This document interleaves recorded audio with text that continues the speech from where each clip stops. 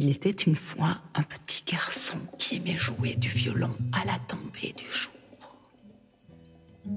La famille Marmotte raffolait de ce moment-là et invitait à chaque soirée une autre famille d'animaux pour écouter ce magnifique virtuose. Hier, les ratons laveurs étaient présents. Aujourd'hui, les pigeons. Et demain, ce sera au tour des petits cochons roses de venir les rejoindre. Le garçon se réjouissait d'avoir jour à jour dans son public des odeurs et des sons différents. Et pour cela, il avait travaillé tout un répertoire d'oiseaux, de saisons, de la forêt. Et en se levant le matin, il respirait l'air frais des montagnes et se mettait au labeur pour faire plaisir aux petits mélomanes en herbe. Un jour, en plein concert, une corde de son violon cassa. Oh, malheur! Mais un fidèle et compatissant minuscule oiseau se sentit aussitôt dans une grande tristesse. Il se mit alors à soutenir la mélodie du morceau du garçonnet. Cet oisillon souhaitait absolument que le petit musicien puisse interpréter chaque note jusqu'à la fin de la pièce musicale. Il se posa proche du petit virtuose et il sifflota donc la mélodie et les mit un vibrato si intense que personne ne remarqua que la corde d'en sautait au-dessus du manche du violon. À la fin du morceau, Daniel-Oum, le violoniste, fit la révérence avec le petit oiseau qui était venu se poser sur son épaule. Et la courbette se fit donc à deux. C'était tant attendrissant. Puis l'oiselet se rapprocha de son oreille et lui chuchota. Dorénavant, Daniel-Oum, je serai toujours là pour t'écouter et t'aider au cas où une nouvelle fois la corde devait lâcher. Le petit garçon, très ému, posa son index gauche sur le pic à tête rouge et sourit joyeusement. Des grillons stridulèrent. Le garçon partit ensuite se reposer et rêva toute la nuit que son violon chantait dans le monde entier. C'était magique.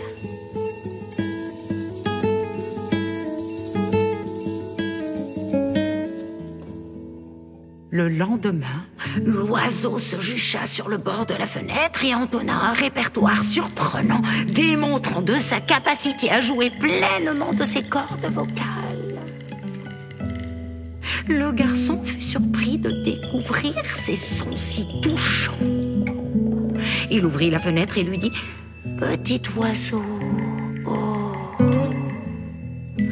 oh petit oiseau, je vais te nommer Cuissibou. Cui étant le chant des oiseaux. Si étant la note la plus belle que tu aimais. Et beau étant le symbole que nous voulons tous atteindre. Dorénavant, nous répéterons ensemble le concert du soir. Es-tu d'accord, Cuissibou? Et l'oiseau approuva en gazouillant.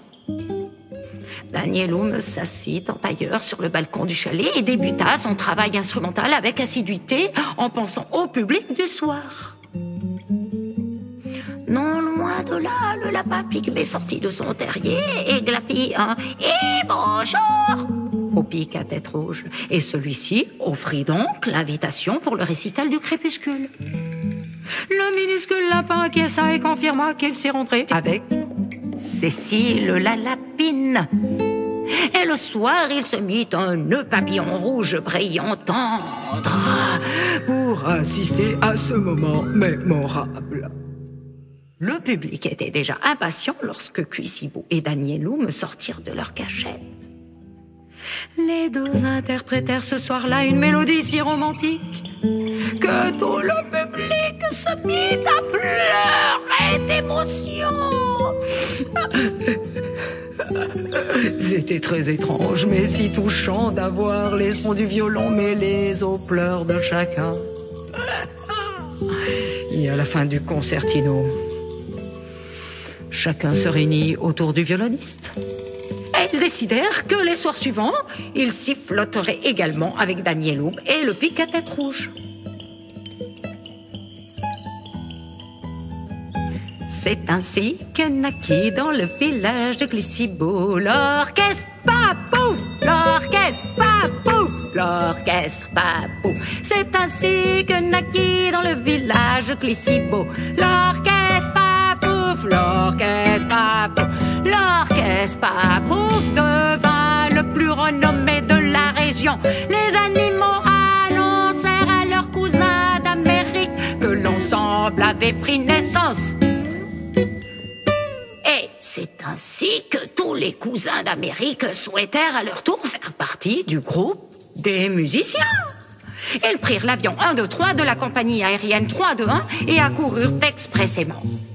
L'orchestre Papouf devint l'orchestre le plus prisé au monde.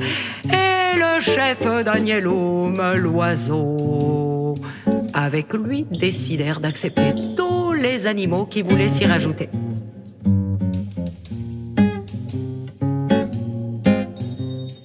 Et c'est l'orchestre Papouf. Et c'est l'orchestre Papouf. Avec tous les animaux. À chaque soir, les réservations du public affluaient pour le concerto et les diverses symphonies. Danielum décida alors d'établir un répertoire autour de la nature et le succès fut total.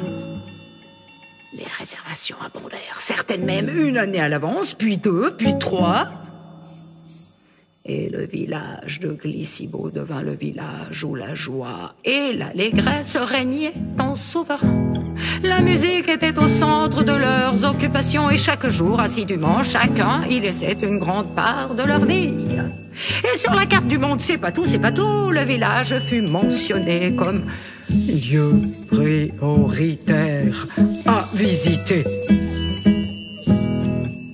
Tous les animaux et Danielum vécurent heureux et joyeux. Et ils propagèrent ce bonheur à tous les invités des concerts. Et les convives répandirent à leur tour ce bonheur dans le monde entier. Et grâce à Danielum et à Glissibo et aux animaux musiciens ensemble, ils purent transmettre tant de douceur et de sérénité que cette énergie ressourçante transforma la terre complète, toute la planète de bonheur.